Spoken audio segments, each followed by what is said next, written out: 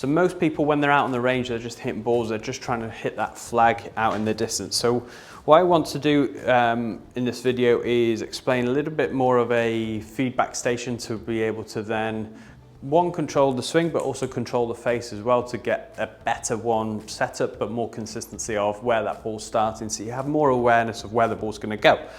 So to do that, you're going to set up as normal. We're going to have the target in the distance, which I've got TrackMan here, and we've got this line here. So I've stuck a stick in the ground at that point there. That's our target line. What we don't want to do is, if we've got curve on the ball, is to cross over that line. So if we're working on draw, then we don't want it to sort of start that way and cross over that middle line. Same if we were playing a fade as well. So if we're coming in from that angle, it's exactly the same. So we stick one on the target line. Then the next stage is, what we're going to do is have a foot width, and we're going to place another one. And the idea here is at 150 yards, so whether that's your 7-iron or I've got a wedge here, is to start that ball through that gap and not make it overturn.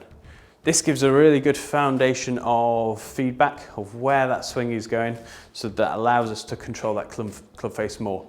It might be that you start at 50 yards and just work on that club face control, then build it up to the start. By having these feedback stations here, we get a bit more consistent in terms of setup, making sure we're parallel left of the target. So we could probably add in another stick down here. That wants to be parallel left of the target, so feet aren't at the target, it's left. So then we've got a station that when we always practice, it doesn't matter if it's driver or 7-iron or pitching wedge, that we're always repeating that same spot. And this will be key to your practice to get more consistent with that swing, so then we can control the face.